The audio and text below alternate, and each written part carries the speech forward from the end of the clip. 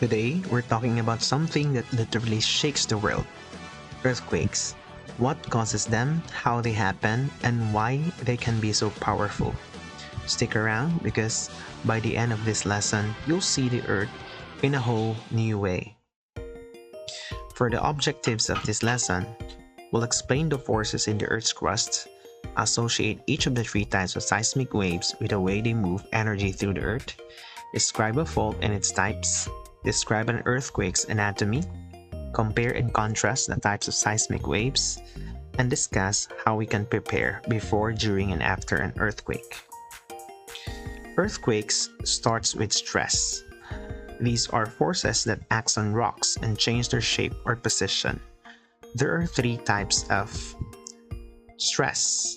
The first one is tension. Tension pulls the crust apart. Compression squeezes it together, and shearing pushes rocks in opposite directions. When the stress gets too strong, the rocks break, and that's when an earthquake strikes. So what happens when the Earth's crust gets pulled apart? That's where tension comes in. Tension is a type of stress that stretches the crust, making the rock thinner in the middle. It usually happens at spreading boundaries, where tectonic plates slowly move away from each other. Next up is compression. This is when rocks get squeezed together, making them thicker in the middle. You'll usually find this at colliding boundaries, where tectonic plates crash into each other. Finally, there's shearing. This happens when rocks are pushed in opposite directions, sliding past each other. Shearing usually occurs along transform boundaries, where plates grind sideways against one another. Here's a quick visual to tie it all together. You can see tension pulling rocks apart, compression squeezing them together, and shearing sliding them past each other. All of these stresses can build up over time, and when the rocks finally give way, boom, that's an earthquake. So that's what's going on beneath the surface. But how does all the stress turn into an earthquake? Let's dig deeper. It all starts with a fault. A fault is basically a break in the Earth's crust, where rocks slip past each other. Most faults form along plate boundaries, or the edges where plates meet and grind. They can be vertical, horizontal, or even slanted at an angle. Now that we know what a fault is, let's see how these cracks actually move, because not all faults shift the same way. Just like in this photo from Taitung, Taiwan, you can actually see how powerful a fault movement can be. It cracked the road after a strong earthquake back in 2022. We'll discuss the type of fault. The type of fault that forms actually depends on two things: the kind of stress applied to the rock and how the rock layers move. There are three types of faults: normal faults, reverse faults, strike-slip faults.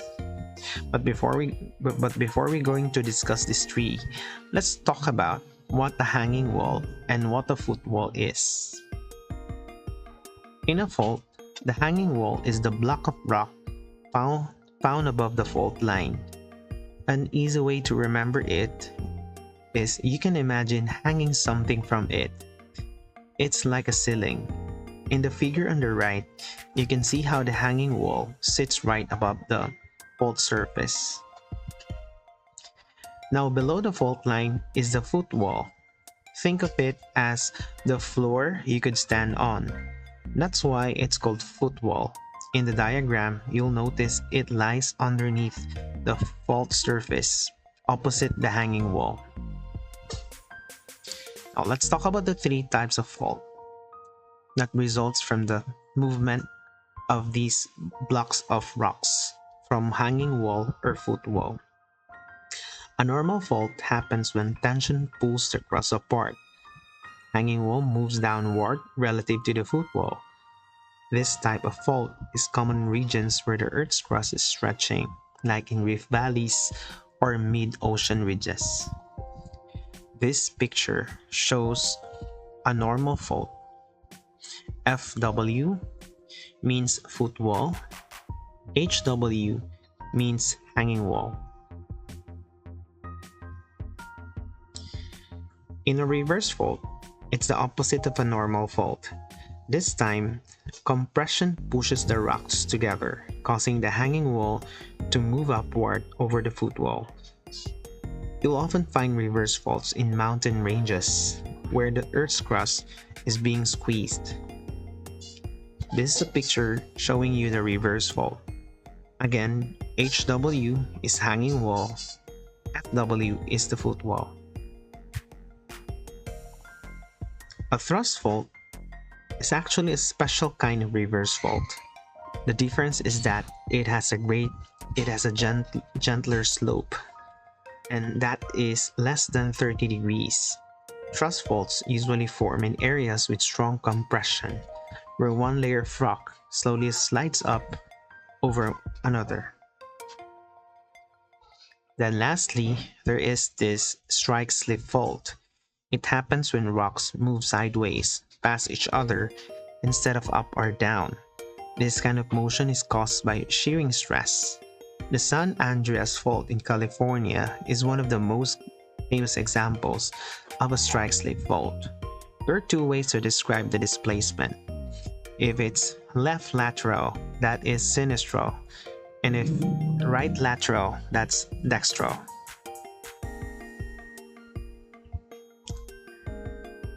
Left lateral means the left side moves, and the right lateral means the right side moves relative to a stationary block of rock.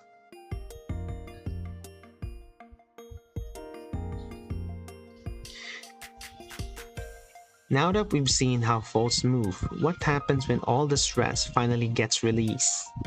That's when things start shaking. Earthquake. An earthquake is the sudden movement of the Earth's crust caused by the release of built-up energy along a fault. That energy travels through the ground as seismic waves, shaking everything in its path. When an earthquake starts, it begins at a point underground called the focus, or hypocenter. That's where the rocks first break and release energy. Right above it, on the surface, is the epicenter, the spot that usually feels the strongest shaking. And from the focus, seismic waves spread out in all directions. It carries earthquakes energy through the ground and causing everything to move. Earthquakes don't all start at the same depth. The point where the rocks break is called the focus, and it can be shallow or deep. In this diagram, I'm showing you the focal depth of an earthquake. It is divided into three. First one is shallow earthquakes. They happen within the continental crust up to around 70 kilometers deep, and they usually cause the most surface damage. The second one is the intermediate earthquake, and they occur between 70 to 300 kilometers deep in the upper mantle. And lastly, the deep focus earthquakes start even lower, from 300 to 700 kilometers down in a deeper part of the mantle. So now we know where earthquakes begin, but how does the shaking actually reach us on the surface? The answer lies in seismic waves. Seismic waves. All right, we've talked about where earthquakes start. Now let's see how the energy spreads through the ground. Seismic waves are the vibrations produced during an earthquake. There are two main types. First one is the body waves. Body waves move through the Earth's interior, carrying energy from the focus up to the surface. The next one is the surface waves. Surface waves, on the other hand, travel along the Earth's surface and are usually the ones that cause the most shaking and damage. There are two types of body waves, P waves and S waves.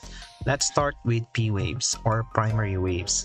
These are the fastest of all seismic waves, which is why they were the first to be recorded by seismographs, or The machines that detect earthquakes. P waves are compressional, meaning they push and pull the ground in the same direction they travel. What's cool is they can move through solids, liquids, and even gases. Next are the S waves or secondary waves. These move slower than P waves and have that classic S-shaped motion. They move the ground at a right angle to their direction of travel and can only pass through solids. The crest is the highest point of the wave, while the trough is the lowest point. Surface waves have also two categories. When P and S waves reach the surface, they create surface waves.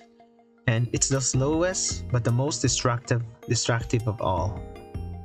These waves travel along the ground and cause most of the shaking we feel.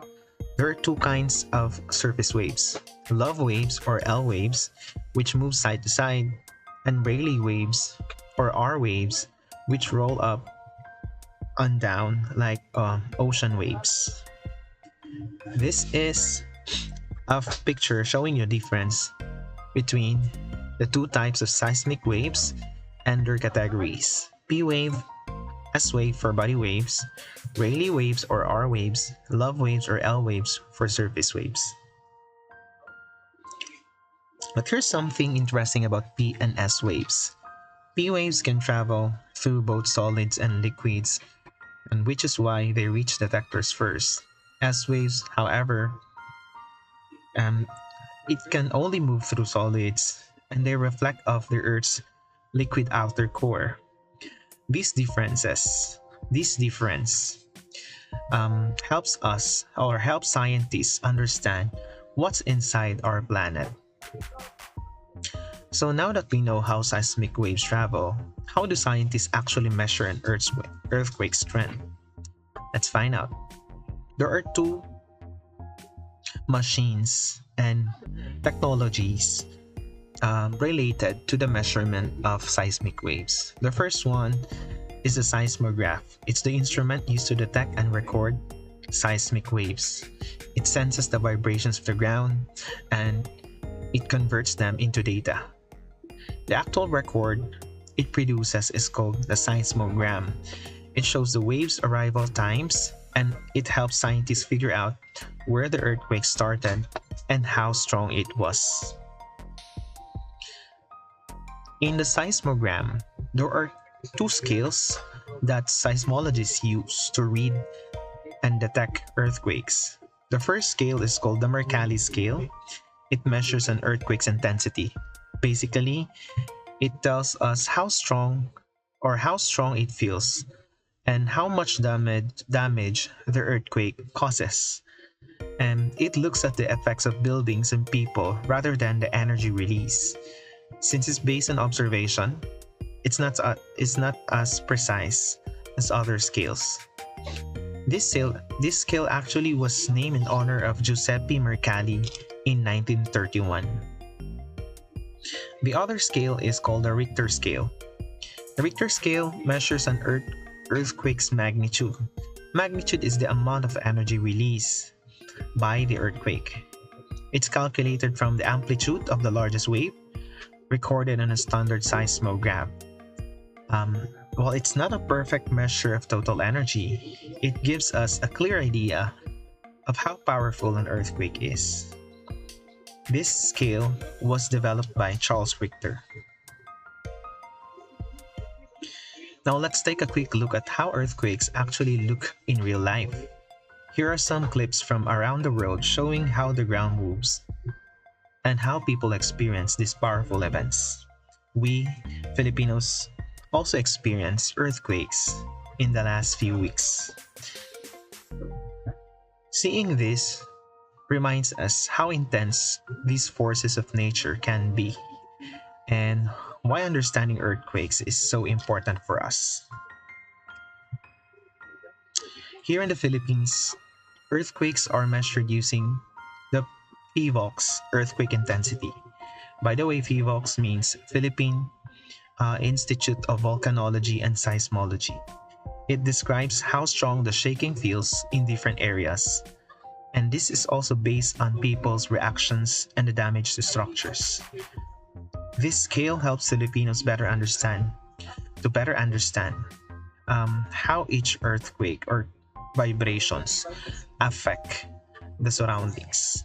Intensity 1 means scarcely perceptible. 2, slightly felt. If you have still waters, let's say in glass or in a pail, that glass of water, that water will oscillate slowly.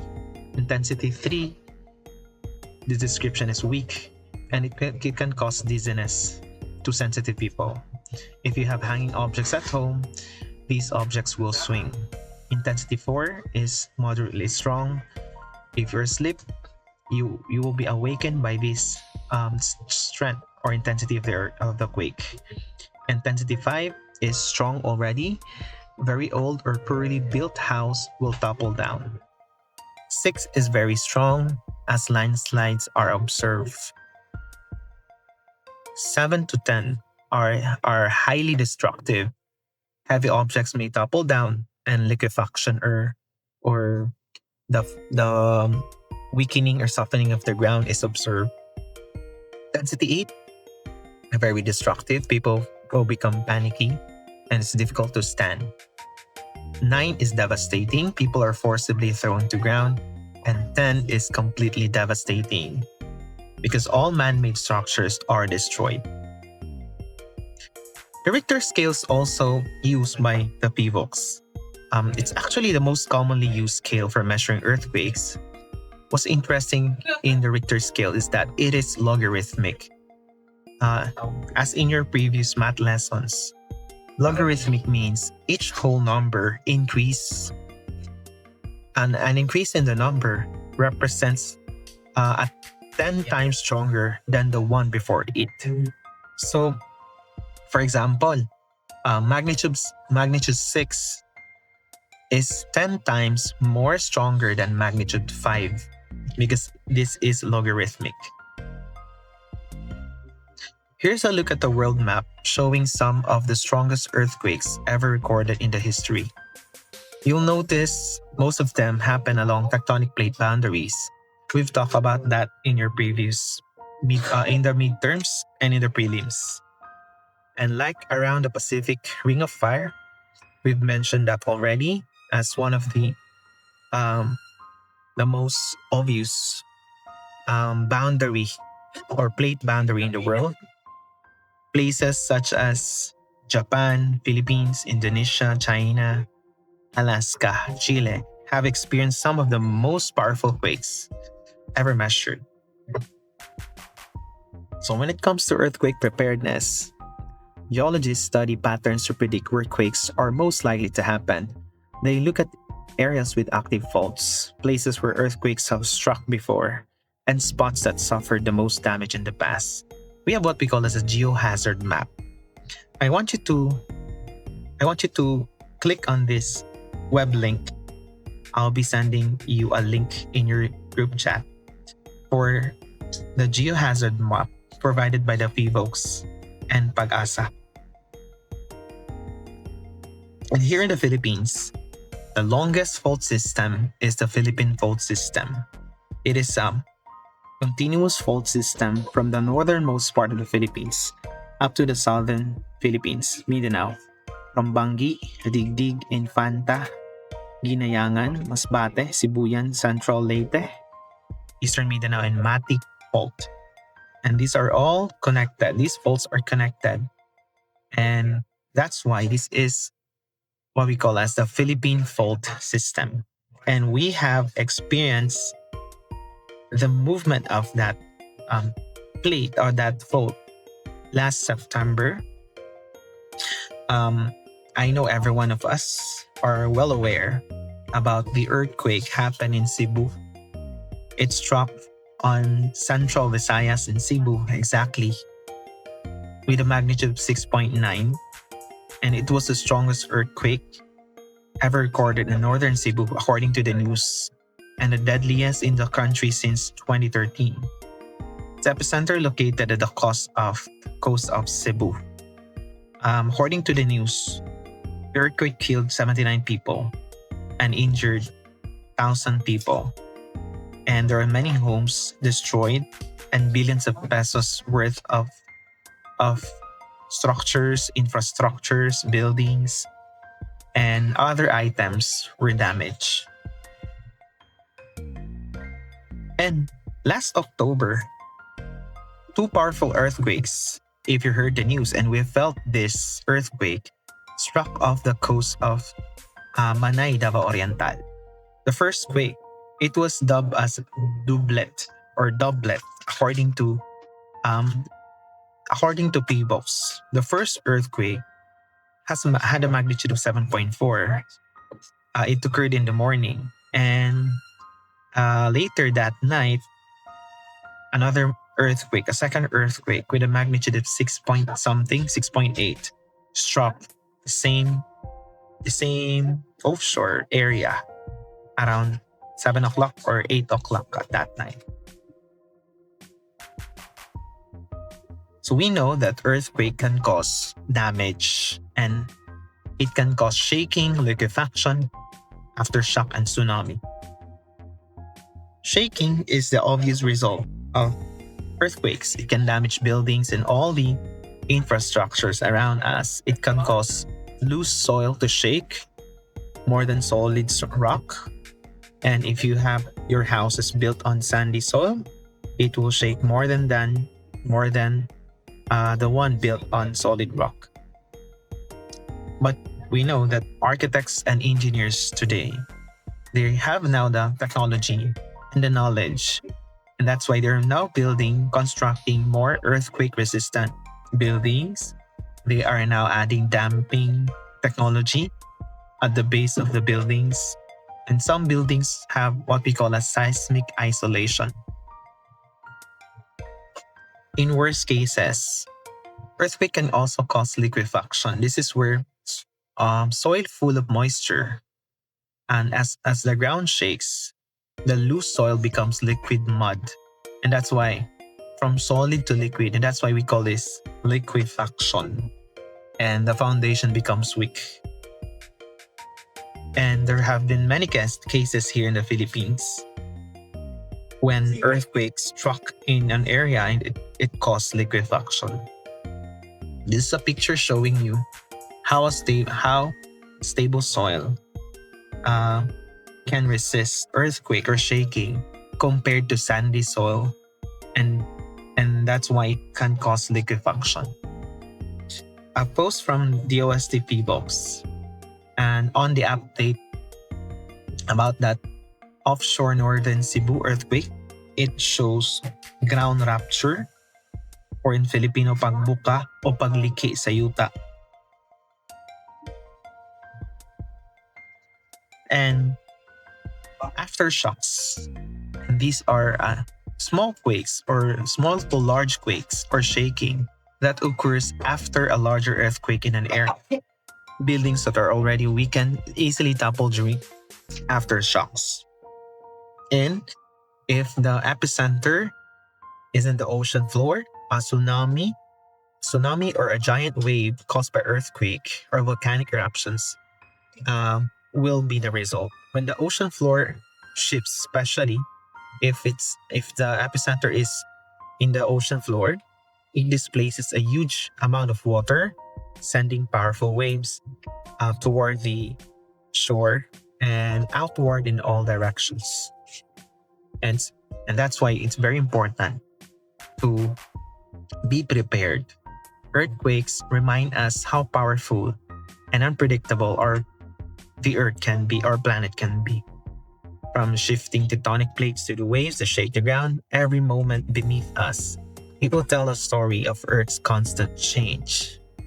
And that's why we have to be prepared and we have to be equipped with the knowledge, scientific knowledge, so that we can lessen the impact of the earthquake and protect lives. And that's why you have to be informed, prepared, and always respect the power of nature.